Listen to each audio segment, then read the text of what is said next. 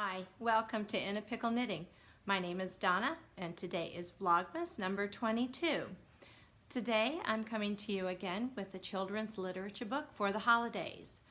The book today is by, again, one of my favorite authors. We've already done An Orange for Frankie by Patricia Polacco, and this is another favorite Christmas story, although this one takes place during the Christmas season for the majority of the story. There's a lot more to it than just a Christmas story. It's very different. It's called Christmas Tapestry. And I'm trying to get the glare off for you there. Okay, and of course Patricia Polacco is an artist and she illustrates almost all of her, I think all of her own books or almost all of her own books, as well as writing the words. So Christmas Tapestry is a story that takes place with a family where the father is a minister and they have moved from Tennessee to Michigan. Now, many of Patricia Polacco's stories take place in Michigan because she spent the first and most magical, in her words, years of her life in Union City, Michigan. So this story she has placed in Michigan. In the story, this family with a father that's a minister has moved to Michigan to take over a church that is in sad repair. And the young boy in the story is very unhappy to be there. Why did they have to move there? And the church is horrible.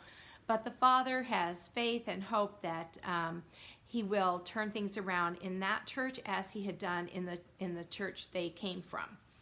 And they do start working on the church. It does start to look nice. Stories, I think, takes place summertime as it begins. Around Christmas, it has snowed, and they've done a lot of work on the church, but there's some roof damage, bad storm, and water damage takes away part of the wall. And they're so disappointed there's not time to fix it. It needs to dry out, can be fixed, roof needs to be repaired. And so this is very disappointing. So the boy and his dad are in town, and they're trying to get back home, but things are going slowly. And as they're walking, the boy notices this large tapestry in a store. And it was more like an antique type store or a secondhand shop.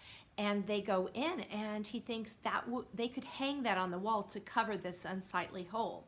And so they go in, they in fact have the exact amount of money that they need and still have bus fare home. So they go to get home and they run into a lady and sit down and share tea with her. They offer to bring her back to the church with them and then try to get her home.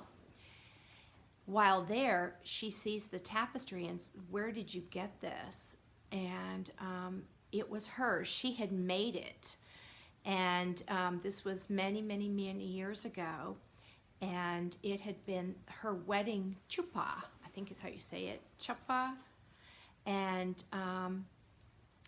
in fact, she has embroidered onto the back of it. And she tells that she had it over her. This goes over the couple as they're being married, but not too long later, the couple is separated because the Nazis have taken them both to different concentration camps, and she never sees him again. And so the story goes on a little bit, and they get someone in to repair the hole in the wall. And he says, yes, in fact, he can repair it, but it does need to dry out. And he sees the tapestry and says, "Where did you get that?" And I won't tell the rest, which I'm sure you can imagine.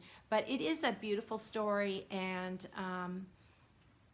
very well told. And I think it's truly a classic sort of Christmas story, but just with kind of a little different message. Now, Patricia Polacco says at the end of the book that she heard this story from two different people in two different settings with a different setting for each of their stories, but told as true.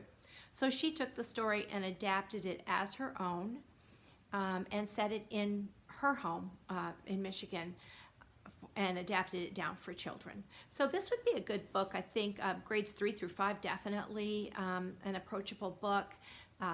Perhaps maybe not as a read aloud to younger ones than that, just because of it would be difficult to explain the concentration camp Nazi thing. But if you think that's something that you could handle with younger ones, then that might work too.